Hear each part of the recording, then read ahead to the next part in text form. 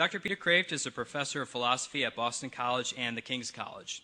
He is the author of numerous books on philosophy, theology, and apologetics, as well as a much sought-after lecturer and debater. Dr. Kreeft went to Calvin College and received his master's degree and PhD at Fordham. He also briefly did postgraduate studies at Yale University. Dr. Kreeft joined the philosophy faculty of Boston College in 1965. His intellectual reputation stems from his strengths in debating and summarizing the philosophical arguments of the major Western philosophers. He has debated several academics and issues related to God's existence. Shortly after he began teaching at Boston College, he was challenged to a debate on the existence of God between himself and Paul Brines, an atheist and a history professor, which was attended by a majority of the undergraduate students. Kreeft later used many of the arguments in this debate to create the Handbook of Christian Apologetics with his then undergraduate student Ronald Ticelli. Dr. Kreeft has received several honors for achievements in philosophical reasoning, including the Woodrow Wilson Fellowship, the Yale Sterling Fellowship, the Newman Alumni Scholarship, the Danforth Asian Religions Fellowship, and the Wethersfield Homeland Foundation Fellowship. Please join me in welcoming Dr. Peter Kreeft.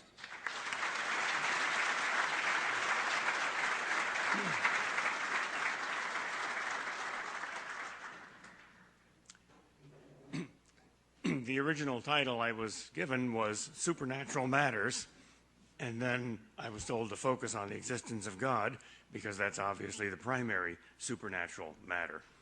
But a general point first, the master heresy in our culture and in our time, which many of the popes have called modernism, is naturalism. Naturalism means there is no such thing as the supernatural, there is only nature, that is, the universe. Carl Sagan, for instance, defines the cosmos as all that ever was, is, or will be. That cultural assumption of naturalism infects a lot of elements of our religion. You've probably heard people say, yes, I'm spiritual, but I'm not religious. I believe in a God, but God is simply all the good in everybody. And yes, I believe in miracles, but every sunset and every baby is a miracle. And yes, I believe in the Bible, but it's just useful myths. And I believe in angels, but they're just good human beings. And I believe in sin, but that's just inappropriate behavior. And the fear of the Lord is not the beginning of wisdom. It's a terrible thing. Well, that gives you another religion. That's not Christianity. That's humanism. That's self-worship. That's the devil's religion. Those who enter hell sing the anthem of that religion, I did it my way.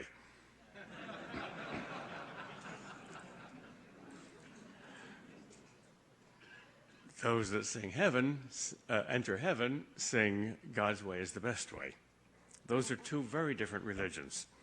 Well, what's the origin of naturalism? Why is it so popular, even among so-called religious people? Well, one very obvious answer is prestige. It's the establishment religion in our secular culture. It's still not that fashionable to be an aggressive atheist, but it's also unfashionable to be an aggressive theist. So something nice and wishy-washy in the middle. A religion where God is like a book on the shelf, and on a beautiful day when you want him, you can take him down. But when he's uncomfortable, you just put him back. But that just raises another question. If the main motive why religious people water down their religion to a naturalistic religion, why is that prestigious in the first place? Why is our culture naturalistic? And the answer that's usually given is to be scientifically respectable, the so-called war between science and religion, which is supposed to be the main reason for the decline of religion throughout the last 3 or 4 centuries in the history of Western civilization. I announced to you the astonishing truth that there is no such thing. The war between science and religion has no more reality than Santa Claus. It does not exist. And if people tell you that science has disproved religion, please ask them which discovery of which science made when, with which proof, logically disproves the doctrine of which religion. And they'll never be able to answer it. It's just a vague climate of opinion. There has never been, throughout the history of the world, a single doctrine of our religion that has ever been refuted by any scientific discovery whatsoever. That's amazing, because our religion is vulnerable to scientific disproof. It's not just a series of platitudes which can't be disproved like Mr. Rogers' Neighborhood. If the bones of the dead Jesus were discovered in some tomb in Israel tomorrow, Christianity would be definitively refuted, blown away. Nothing like that has ever happened. There is a second reason in our culture, I think, which is even stronger for the decline of religion, and that's not just due to something new in our culture, that's due to something perennial in human nature, namely the desire to be God, the desire to be on your own, the desire to be free, the desire not to knuckle under any higher power. And that's why it's not so much in theology, but in ethics, that dissent or rebellion exists, especially in sexual ethics. The rest of morality is still fairly well in place in Western civilization, but if it has anything to do with sex, it's a sort of anything goes. That chaos, like any heresy, is always addressed by the church. The church always has an answer to the different wounds that the patients come to it with, because the church is a hospital. And John Paul II's theology of the body, if you don't know it, is something you absolutely must know in order to give the true big picture of sex and sexual morality. But let's do what you're expecting me to do. Let's look at just how faith and reason are, as John Paul II famously said, two wings of the same bird, and how the church speaks two languages, the language of faith and the language of reason. And to the world, the church speaks the language of reason. So what are the rational arguments for the reality of the supernatural? When people speak of the supernatural, they usually think of spectacular things like miracles, life after death, heaven and hell, the authority of the church, the infallibility of Scripture, and maybe most deeply of all, whether God is really in charge of our lives, divine providence. Can God solve even the problem of evil? Those are all consequences of the naturalism versus supernaturalism issue. For instance, if there is no God, then the closest thing you get to God is yourself. And you're in charge of your life, and you're doing a pretty lousy job of it, let's be frank. I love the book of Job, especially because of one word. Job is sitting on a dung heap. You know what dung means? It's the S word. And it happens, and life is full of it. That's in the New Testament too, by the way. One of my favorite verses. It's very funny. It's in Philippians. Paul goes through all of his worldly, prestigious pluses. He's a Pharisee of the Pharisees, as to the law, blameless. He's a Roman citizen. He's educated by Gamaliel, the greatest of rabbis. All of this, compared with knowing Jesus Christ, he says, is skubala. Most of our politically correct Bible translations translate that as refuse or garbage. It's the S word.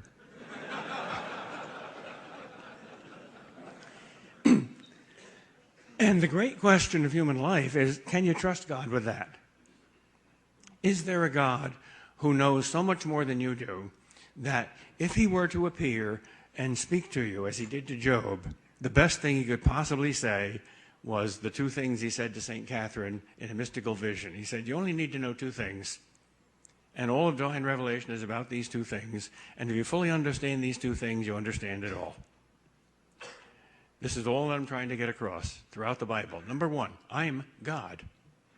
Number two, you're not. We keep forgetting that second thing. Well, those are all the practical payoffs of the existence of God. But is it reasonable to believe that there is a God? Eminently so. There are scads and scads of arguments for the existence of God. There's only one good argument against the existence of God, and that's the problem of evil. But there are dozens of arguments for the existence of God. Let me divide them into 4 categories. The first category is, I think, a weak argument which doesn't convince anybody, but it's very clever. It's traditionally called the ontological argument, first formulated by St. Anselm in the 12th century. And it goes something like this. The definition of God, whether he exists or not, is the being with all conceivable perfections. But to really exist outside the mind is more perfect than to exist only as a myth inside the mind. Therefore, by definition, God must exist. Instinctively, we know there's a fallacy there somewhere, although it's very hard logically to find it. So let's just skip that argument and talk about a second class of probable arguments or inductive arguments. Arguments from facts that strongly point to the existence of God but don't conclusively prove it. By the way, most arguments are like that. Most of what we think we know with probability. For instance, you're not absolutely certain that I'm not a homicidal maniac about to pull out a pistol and kill you. But it's very improbable, so you took a chance in coming here. One of these probable arguments has been called the argument from common consent. It's estimated that somewhere between 95% and 99% of all the human beings who have ever lived on this planet, in all times, places, cultures, and religions, have believed in some sort of superhuman higher power, or God, per a very broad definition. So if there is no God, then 99% of all human beings are insane. They're like Jimmy Stewart in that old movie Harvey. Harvey is a 13-foot-high invisible rabbit that only Jimmy Stewart can see, and he's the most important person in Jimmy Stewart's life. And in every other way, Jimmy is a normal, nice guy, but he strongly believes in Harvey. Well, he's nuts. Well, God's even bigger than Harvey and more important than Harvey. So if there's no God, then only the atheists are sane among us. Now, maybe there's no conclusive proof that that's not so, but you've got to be awfully arrogant to believe it. So the price you pay for disbelieving in God is you can't join the rest of the human race. You have to look down on them as idiots. That's quite a price. A second probable argument is a very famous one, probably you've heard it, Pascal's Wager. It's addressed to skeptics who aren't sure whether God exists or not. Well, if you're not certain, you might have to wager. So let's see what you can gain and what you can lose. If God exists and you bet for him, you can gain everything. And if you bet against him, you can lose everything. But if God doesn't exist, you can't gain or lose anything because there's no God and no heaven to gain or lose. So your only chance of winning is to believe, and your only chance of losing is to disbelieve. That's very crass and selfish and crude, and it's not truly religious faith, but it might scare the atheist off his butt. God's not going to be satisfied with that. That's not a very high motive for religious faith, a kind of eternal fire insurance policy. But still, it's something. A third probable argument is all the miracles in human history. If with an open mind you go through history and look at miracles, if you take a trip to Mexico City and examine the tilma of Juan Diego, if you go to Italy once every 5 years and watch the blood of St. Januarius miraculously liquefy in the public square, if you go to Lourdes and interview people who have been miraculously healed there, you'll at least be discombobulated if you're an atheist. How do you explain them? Well, if you don't want to believe, you can explain them in some other way. Jesus himself says in the parable of the rich man and Lazarus, even if someone were to rise from the dead, they still wouldn't believe because they don't want to. But if you're open-minded, that's powerful evidence. A fourth piece of evidence is the history of the Catholic Church. There has been no other institution in history that has been so consistent and so pure in its teaching, despite the fact of radical impurity among its people. Napoleon kidnapped the Pope, brought him to France, and said, "We will destroy your church." And the Pope said, "If we Italians haven't been able to destroy it for 19 centuries, you're not going to do it either." That's a good argument. Look what we've endured. A fifth probable argument is the effects that religious belief produce in people's lives.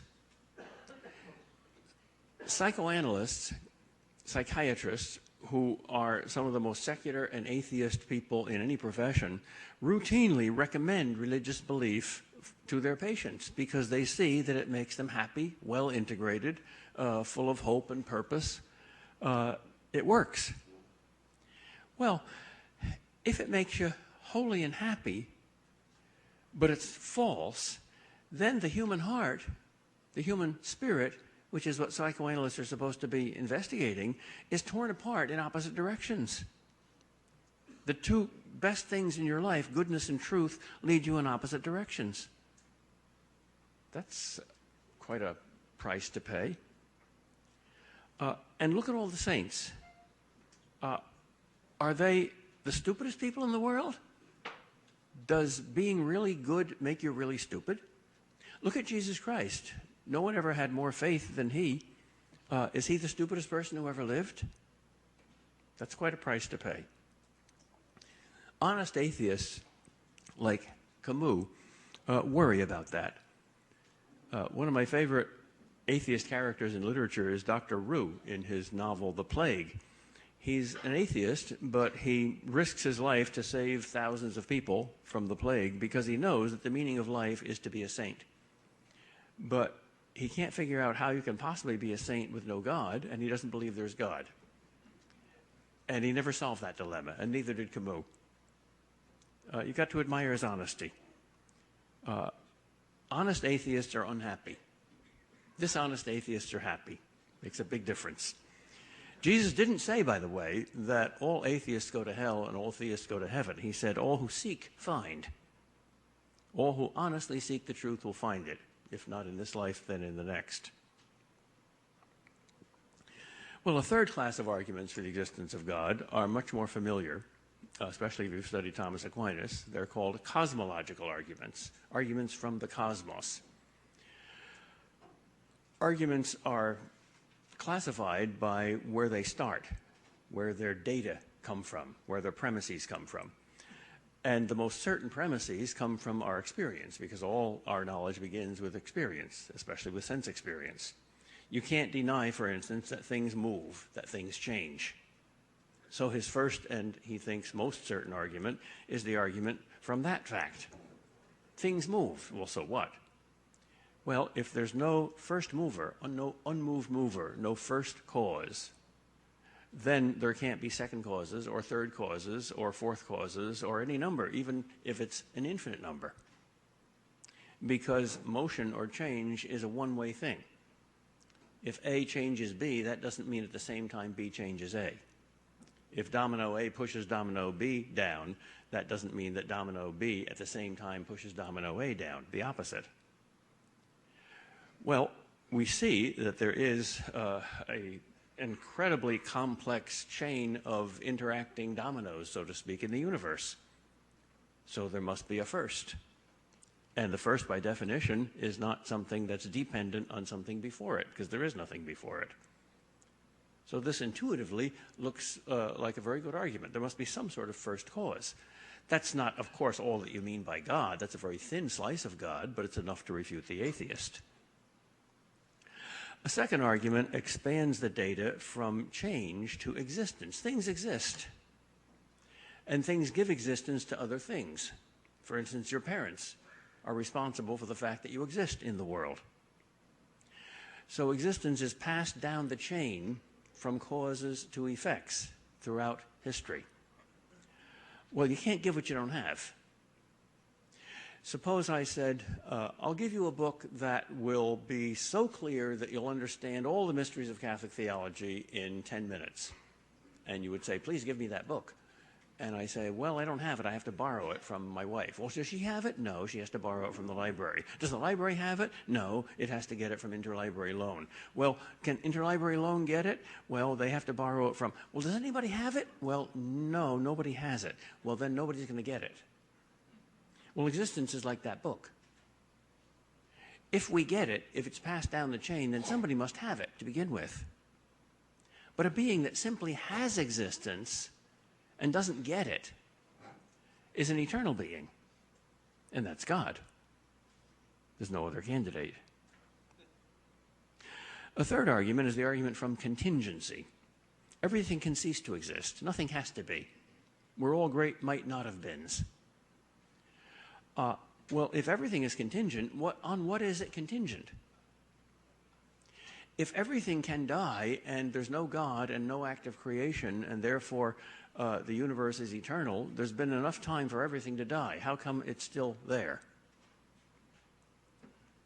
That's a more abstract argument. A fourth one, the argument from degrees of perfection, assumes something that most philosophers today deny, but most commonsensical people believe, namely that when we make value judgments, we're talking sense, not nonsense, and we're talking about objective truth, not just subjective feelings, that human beings really are more perfect than oysters. If you don't believe that, please don't invite me to your house, because you're either a cannibal or a vegetarian. If one thing is really more perfect than another, there must be an absolute standard by which you judge that. 3 is a higher number than 2 because it's closer to infinity. No finite number is infinity, but that standard must be valid in order to be used.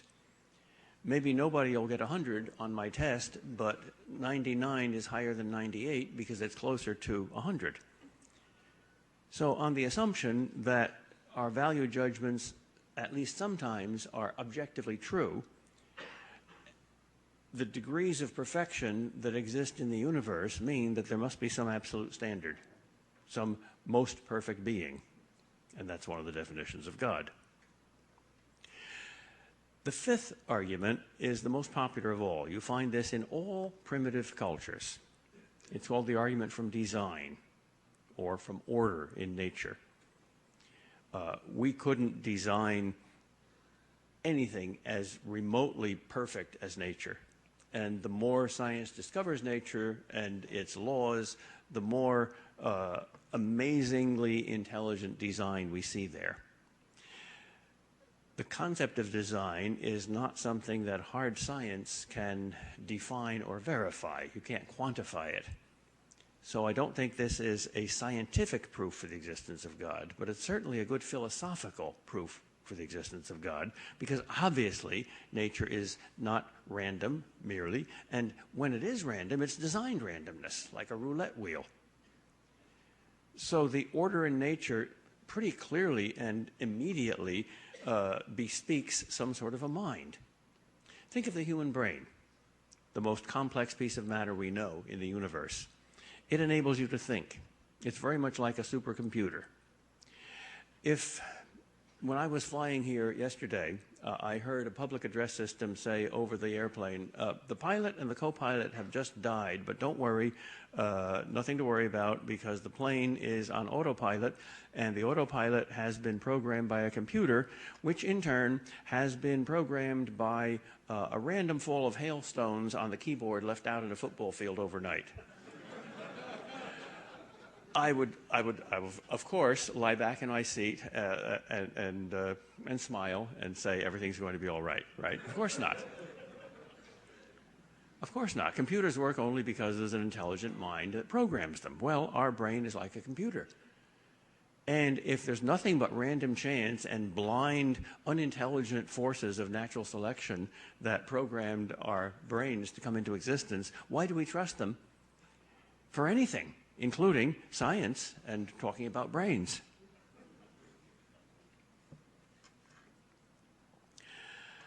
A fourth and most interesting class of arguments could be called psychological arguments. All our experience is two-poled. That is, there's a subject and an object. There's an experiencer and an experienced thing. There's a knower and a known. And the modern mind is much more interested in the subjective, the psychological, than the ancient mind was. Probably because we're teenagers now. Little kids say, what's that, what's that, what's that? But teenagers say, who am I? Do people love me? Do I have zits? What's the meaning of my life? Shall I commit suicide? Am I ugly? Well, that's us. It's a natural development. It's neither good nor bad. So it's these arguments that intrigue us the most.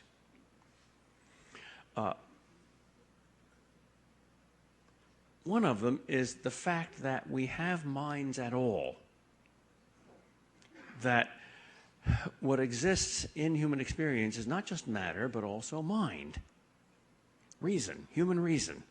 We can know a lot about the universe. We can do science. It's spectacularly successful. We're rightly proud of it. But science always expresses itself, or tries to express itself, in universal formulas, like force equals mass times acceleration, or energy equals mass times the speed of light squared. So we can know universal truths about nature. Well, that proves that reason transcends nature, because the knowledge of something can't be one of the parts of that something. If I know this microphone, I'm not an atom in the microphone. I'm something over and above the microphone. But I can know something about all of nature. Therefore, there's something that transcends nature, at least when people know nature by reason. So at least materialistic naturalism is overcome by that argument. Even though that doesn't prove a God, it opens the door to a God. Some of the truths that we know are not just temporal, but eternal, necessary. 2 + 2 = 4 in any possible universe. How can there be eternal truths unless there's an eternal mind? Aren't we reading the mind of God when we know that 2 and 2 are 4?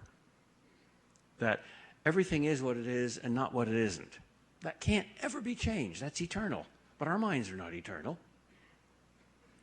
They keep changing. And our minds are not infallible. They keep making mistakes. But when we know that a thing is what it is, we know something that's eternal and unchangeable and infallible. It looks as if we're in touch with the divine mind.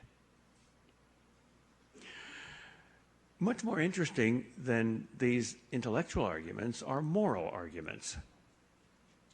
The moral argument for the existence of God is very simple. Dostoevsky put it this way: if God doesn't exist, everything is permissible. That is, if there is a moral law, which is truly moral, it's not just something we made up like the rules of the game, because then you wouldn't feel guilty about changing the rules. You decide to play 9 innings of baseball, you're tired after 6 innings, so you go home without any feeling of guilt. But thou shalt not kill or thou shalt not steal are not like that. They're absolute commands. They're duties. They produce obligation in you. Well, if there's a real law, there must be a lawgiver. A law is an expression of a will. What lies behind a law, if it impinges upon my will, is some other will. Well, what will could that be? Another fallible human will? That would not produce this infallible obligation. The problem with this argument is moral relativism, a genuine infection in our culture. Cardinal Newman, back in the 19th century, already dealt with the problem of moral relativism, which infects mainly intellectuals. We have a saying in academia, that idea is so insane you have to have 2 PhDs to believe it. Cardinal Newman amended the moral argument to appeal even to moral relativists who say there's no 10 commandments, different strokes for different folks. The only thing that I have to worry about is being true to myself and my own private conscience. He said, well, do you think it is ever morally right for anyone to deliberately disobey his own private conscience? To be hypocritical and insincere? No, that's the one absolute. Well, where does that come from? What gives conscience such authority? You're treating your conscience as if it's a prophet of Almighty God. If there's no God, why do that? If conscience is just the voice of society, why are you treating society as God? If conscience is just what your parents want, why are you treating your parents as God? If conscience is just your animal instincts, why are you treating that as God? If conscience is just what happened to evolve this way, why are you treating that as God? That can be a dangerous argument because it can produce the opposite result from what you want. If God does not exist, everything is permissible. It's assumed that you're sane enough to say not everything is permissible, therefore God exists. But you might say, you know, you're right, God does not exist, and therefore everything is permissible. The hell with morality. I'll perform a conscienceectomy on myself. So you got to watch out who you use that on. I was teaching ethics once at Boston College, and I had two very intelligent, strong, radical feminists in the front row, and we were talking about abortion, and I challenged them to give me a single argument that would justify abortion that would not also justify infanticide. Why do you suddenly get a right to life when the two blades of the obstetrician's scissors meet when they cut the umbilical cord? And they tried to answer the question, and I thought I refuted their answers pretty well. And after class, they came up to me and said, "Professor, congratulations, we didn't think you could do it. You changed our minds. You're very rational." I said, "Oh, good, you're pro-life now?" "No, we're pro-infanticide." I didn't think it was funny at the time.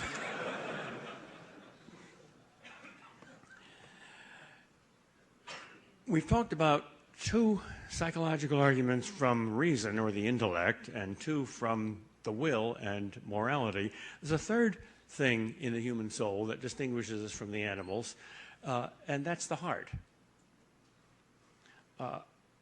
There's an argument from beauty that I think is very impressive on modern people. In fact, in the Handbook of Christian Apologetics, I have 20 arguments for the existence of God, and I routinely ask students which is their favorite argument, and almost always the most popular one is the shortest one. There is the music of Bach, therefore there must be a God, period. End of story. You either see that or you don't. I personally know 3 ex-atheists who were converted by the music of Bach. Well, as I said, that's one you either see or you don't. But probably the most interesting argument of all is the argument made popular by C.S. Lewis. It's often called the argument from desire.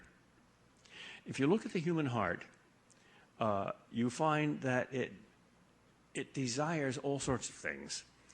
And you can classify desires as either natural and innate and universal human desires that everybody has in all times and places and cultures, or artificial desires that are stimulated by advertising or things you see in your life but not in somebody else's life. For instance, there's the desire for the Red Sox to win the World Series again, which exists in Boston but not Washington. There's a desire to go to the land of Oz, if you like the movie. A desire to fly through the air like Superman, if you've ever seen Superman. Those are not universal desires. They don't come from human nature. They come from outside. But there are a number of desires that everybody has. Hunger. We want food. Thirst. We want drink. Sexual desire. We want sexual happiness. We're lonely. We want friends. We're curious. We want knowledge. We want to see beauty, not ugliness. We want a good conscience, not a bad conscience. We want other people to love us, not hate us. Every human being who ever lived has those desires. All right. Look at all the other natural desires, the ones I just mentioned, and one thing common to all of them is that they correspond to something real. If there is a hunger, there must be a food. Suppose you went to some other planet and you found that there were some beings there that were like robots. They didn't have carbon-based life forms, but they were constantly getting hungry for steak. But they had no stomachs that could digest steak. That would make no sense at all. Or suppose these extraterrestrials were monosexual beings, a race of Romeos without Juliets, but they were constantly falling in love with non-existent Juliets. That would make no sense at all. So every one of these natural desires corresponds to something real. That's why it exists. Hunger means food. Now, if you examine your heart, if you're totally honest with yourself, you have to admit that you're unhappy. Nobody is totally, completely happy. You get little bits of happiness, and they're like appetizers, and you want the meal. But nobody's ever eaten the meal in this life. What we want is indescribable. If you call it God, you can't define that. If you call it heaven and you make pictures of heaven, they're silly pictures. Write down a list of all the things you want to be in heaven, and then imagine yourself getting them for all eternity. How long would it take for you to be bored? Not too long. So we can't understand our own hearts. We can't understand what we desire. Maybe heaven's a myth. Maybe we made it up. All right. But we want something eye has not seen and ear has not heard, nor has it entered into the heart of man. We all want that, if we're totally honest. We might think it's impossible, it doesn't exist, we can't ever get it, but we'd like it. We'd like there to be a movie about heaven so fascinating that you want to see it over and over again forever. Never been such a movie. Never been an even good one. Interestingly, there have been interesting movies about hell, but not about heaven. Maybe that has something to do with the fact that we're better at imagining villains than heroes for most of our fiction. But in any case, we all want something that's beyond our understanding.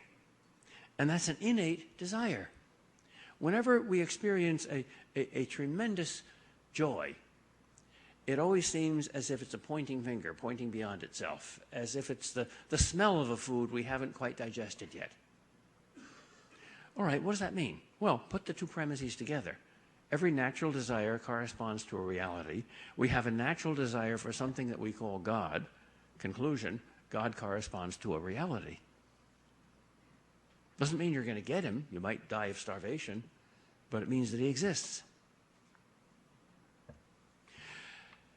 That argument not only, I think, proves the existence of God, but reorders our lives.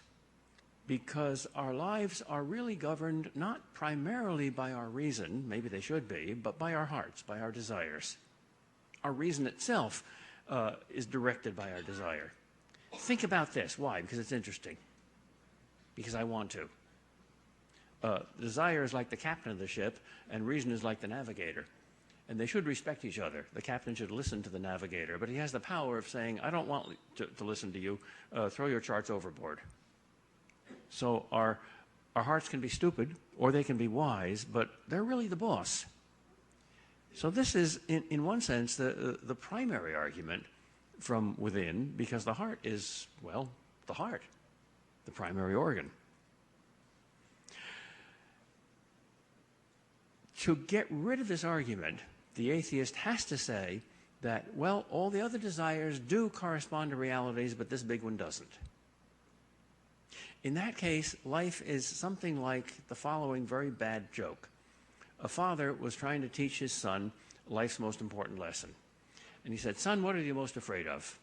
And the boy, who was about 5 years old, said, high places. So the father said, see that 10-foot-high wall?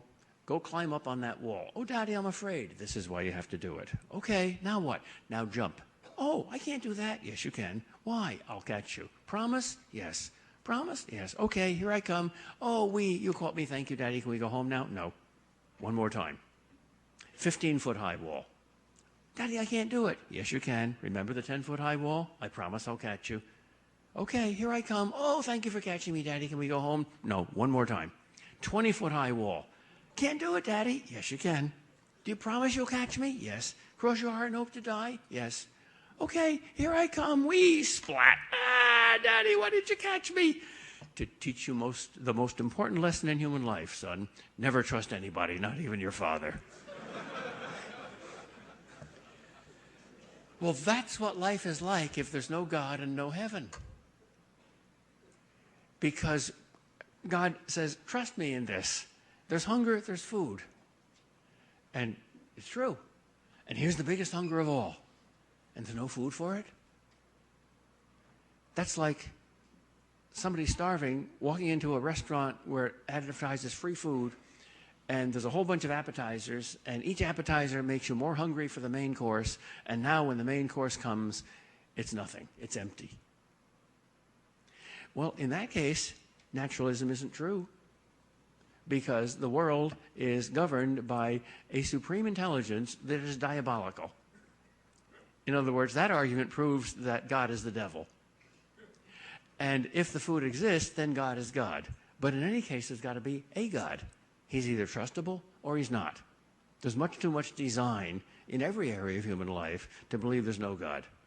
So the fundamental choice is not so much a choice whether you follow the argument or not, and end up with an absolute being. The fundamental choice is the nature of that absolute being. Can you trust him? Throughout the Bible, you don't find arguments for the existence of God. In fact, disbelief in the existence of God is mentioned only once in the Bible, in the psalm that says, "The fool has said in his heart, there is no God." Of course there's a God. The big question is, can you trust him? It certainly doesn't look like you can. The world is full of scubala. Why did Jesus Christ come? To show us two things, John Paul II says, the two most important things in human life, who we are and who God is. Jesus Christ showed us that God is infinite love and infinitely trustable. He came to feed us with his own body and blood. You can't be more loving than that. And then he showed us who we are. We're supposed to be little Christs. Well, those are the two supreme answers to the two supreme questions. The reason arguments for the existence of God are important is that they give for the atheist a reason to avoid those two questions. But once you've overcome that, once you've made theism a possibility, then the even bigger question arises. Do you trust him? Do you love him? Do you jump? And that's the fundamental question of human life. So please jump, please be a saint, please save the world.